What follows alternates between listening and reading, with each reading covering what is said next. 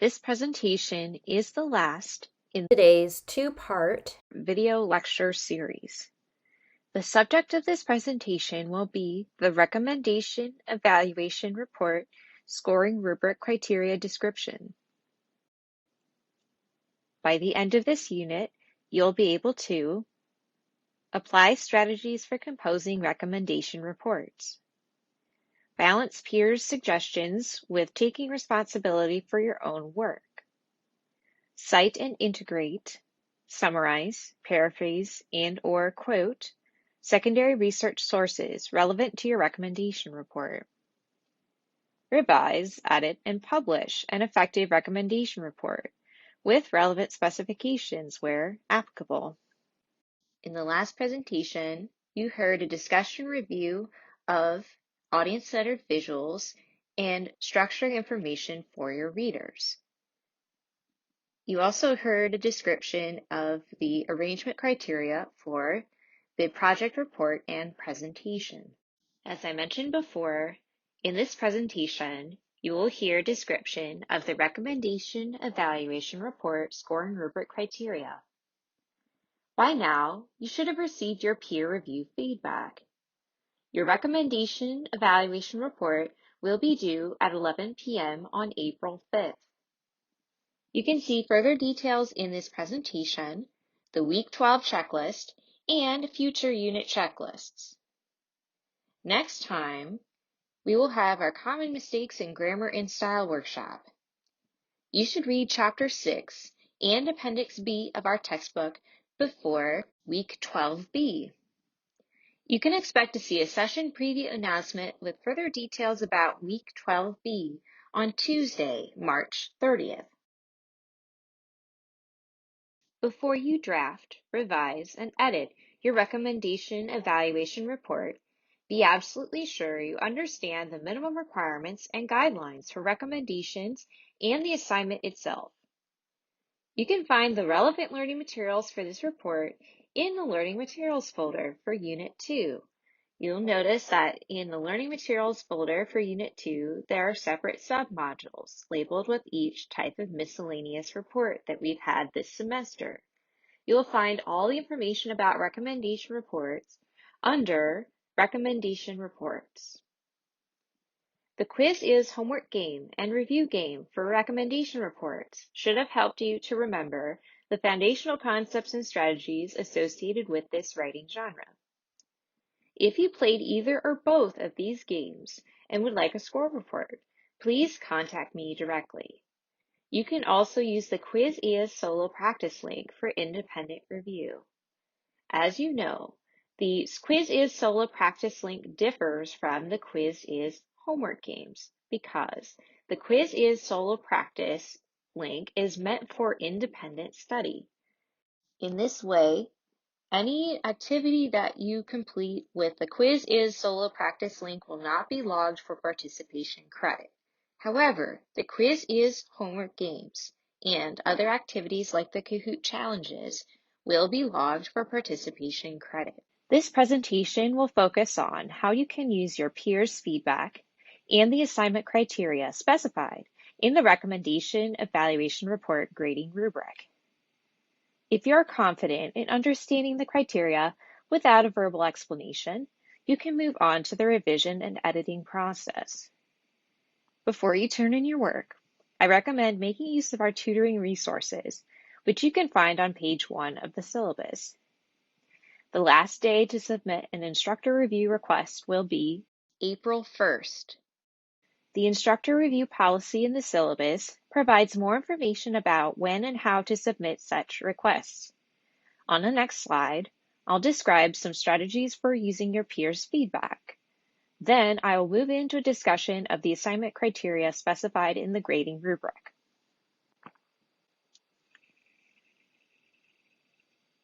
If you cannot find or open the peer review report or reports for your rough draft, please contact your classmate or classmates, where applicable, and me, the instructor. If your peer or peers did not post a review for your rough draft, please contact me directly before April 1st. You can also submit your draft to the e-tutoring service if you need additional feedback. Again, the turnaround time for the e-tutoring service is typically 72 hours. However, since we are coming to a point in the semester where there are typically higher volumes of e-tutoring service requests than normal, you should expect that it will take much longer than 72 hours to get feedback on your work.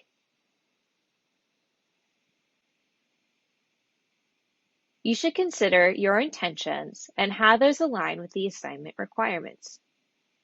Rather than taking on every suggestion, look for patterns of response. Then, compare those with your intentions and the assignment requirements. If you see a note or suggestion more than once, you should ensure it matches your goals or purposes and the requirements. If you get conflicting advice, the best course of action is to check the assignment requirements. Sometimes one point will be more relevant or more appropriate for those guidelines than another. You should also consider how your intentions match up with the assignment requirements. While your intentions may differ from someone else's, you should always check to make sure that you have addressed all of the assignment guidelines, and especially considering that we have identified strategies for writing effective recommendation reports in previous units, you should consider how to apply those strategies and adjust your goals accordingly.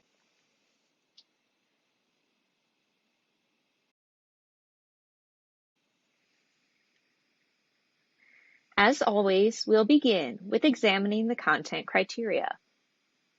Your report should present an in-depth, nuanced description of the background surrounding the issue or problem under study. Given that your audience is a decision maker best suited to act upon the issue or problem, they are likely aware of general or common knowledge about your report subject. Your goal then should be to address more sophisticated or less obvious aspects of the issue or problem. You'll want to identify the key players, events, and other aspects of the problem that are relevant to the audience. The ultimate cheat sheet for critical thinking should lead you to questions that go beyond the obvious, such as, why have we allowed this to happen? And how does this disrupt things? As you review the cheat sheet, you should consider how some questions may lead you to more critical discussion of the report subject than others. Your original thoughts and claims in the report should add value to the research you found and integrated in your report. In this way, the written work should offer points of difference that your audience may not have previously considered.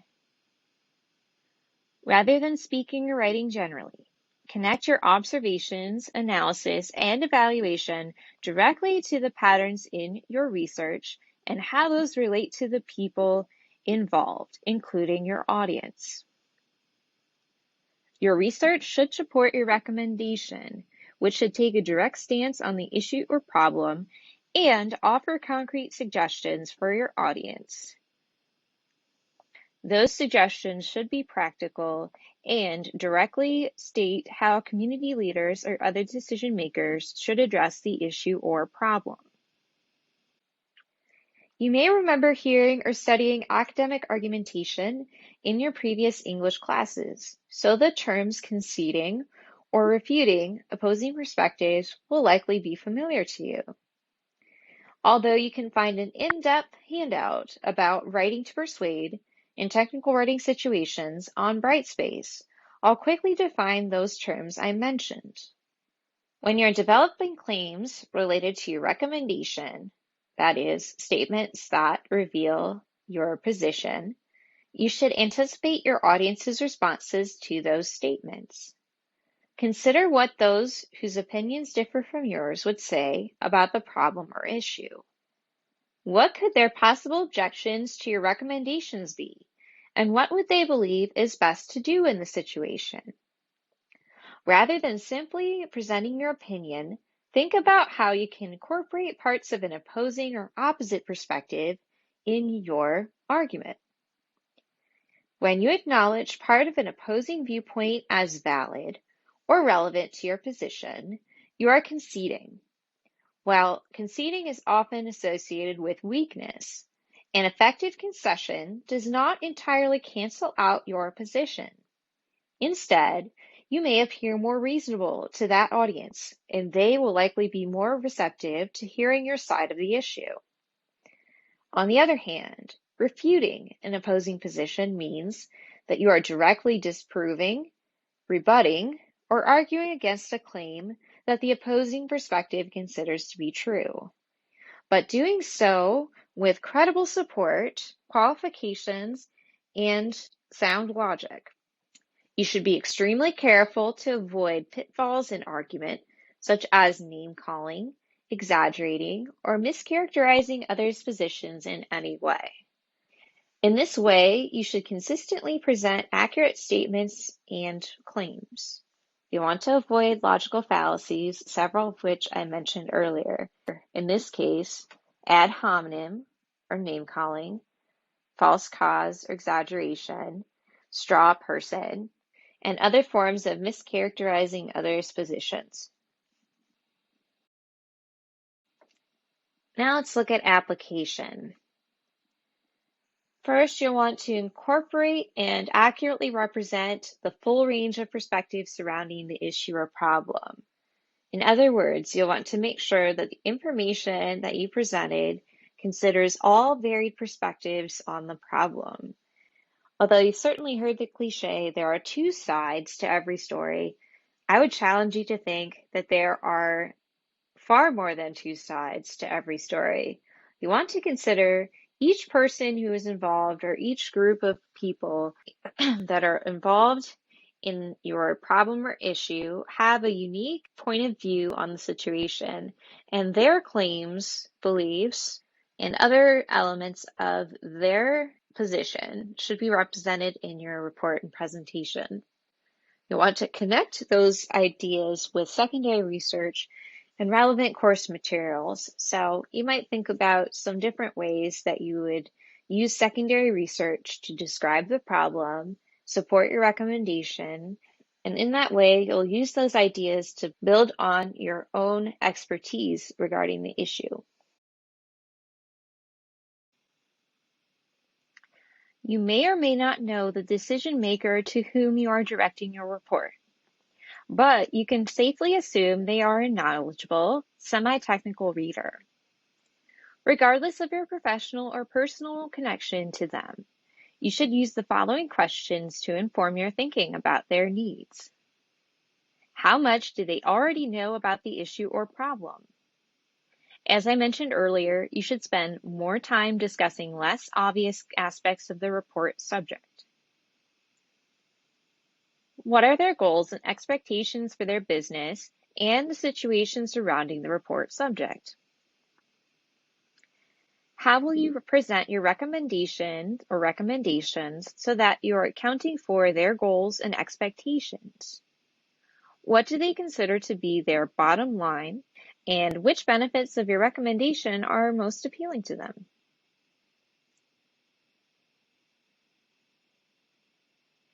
If you have direct contact with this person, you might conduct an informal interview to answer these questions.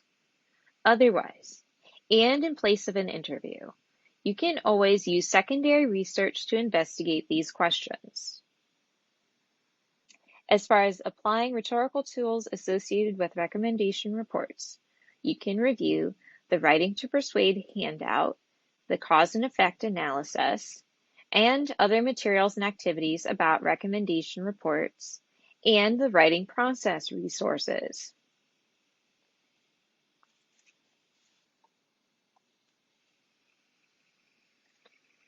As far as arrangement, you should ensure that you begin with a quick overview of the report's contents and purpose.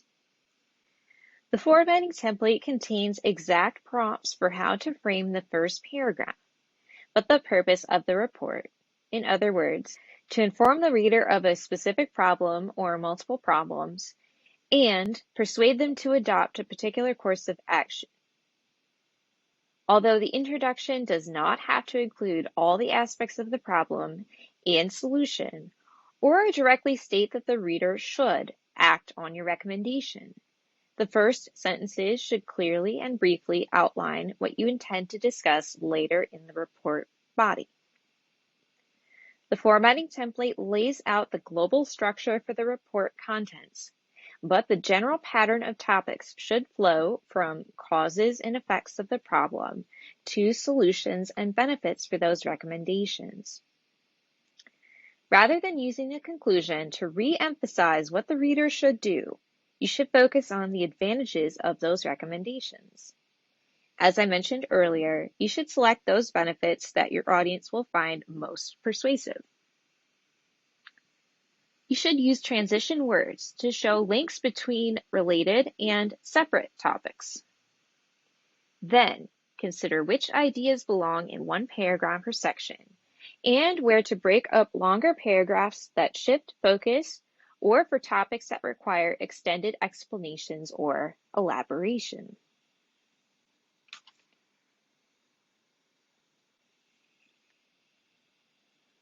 Although your purposes for writing this report differ from previous ones, your language choices should still convey accurate terminology and information about your report subject. Since you are writing for an audience who has more expertise than a layperson, you may select words that are familiar or common industry jargon for those in the professional field who are connected to your report. Although you should keep terms for your subject consistent, when possible, you should avoid reusing or repeating related verbs, adjectives, adverbs, and other parts of speech. Use synonyms that accurately reflect the nature of what you're describing, but avoid using broad, vague, or overly complex words that aren't a part of your natural vocabulary range. You can address the reader directly and use personal pronouns like you. In this case, the personal pronouns I, me, and my are appropriate because you're taking a direct stance on the subject and also drawing upon your knowledge and personal or professional experience. Doing so will also create a stronger connection to your reader. Indicative verb moods are used most often in these kinds of reports because they communicate factual statements or observations. You should use commands sparingly because they may come across as being overbearing or bossy. Although your tone should be confident, you'll want to be careful not to use overly emotional or harsh language. Doing so will likely come across as though you are too involved in your own feelings and judgments on the subject to consider how your audience and others may perceive it. Finally, you should employ active voice more often than passive voice. The criteria for mechanics in this report differ slightly from the mechanics criteria for the Technical specifications and descriptions report. Because you are required to integrate at least 4. secondary sources relevant to your report subject. You should ensure that all quotations, summaries, And paraphrases. include in-text citations and a references entry in the complete list as the final part of the report. This course assumes that you understand how to quote, summarize, paraphrase, and cite secondary research in the text of your document and create a references or works cited page to document those sources. As far as APA style, the learning materials from week 6 And our APA style resources. define and provide examples for citing various sources in this documentation format, both in the body of the report and at the end. The research and critical thinking resources on Brightspace offer strategies and tutorials for locating, integrating, and citing research as well as preventing plagiarism.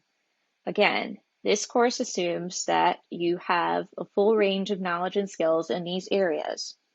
However, I strongly encourage you to contact me directly with any concerns you have about finding research or about plagiarism. If you do not cite any sources in the report, Your grade will reflect it. You should maintain control over surface level grammatical errors. The report should adhere well to standard margins, 1 inch all the way around the page, standard font, and the template formatting shown in the textbook. And the Word document template on Brightspace. You should be aware of how to avoid common mistakes and apply formatting conventions for font alterations, indentations, and other aspects of what is shown in the textbook. And the Word document template on Brightspace. Here is a quick breakdown of numerical scoring based on each criterion in the rubric. Whichever percentage you earn for content will be a possible number of points out of 15 points. Application will be worth 10 points. Arrangement will be worth 5 points. And voice will be worth 5 points. You can see that the point values are the same as what you saw for several of the other major written report assignments. Since you are integrating and citing research, the point value for mechanics has increased by 5 points. So content and mechanics are equal in terms of point values. The final score will represent your total out of a possible 50 points, which will equate to a percentage or letter grade. Please post general questions about this information to our course questions forum. For specific questions about your peers' feedback or your report, please contact me directly.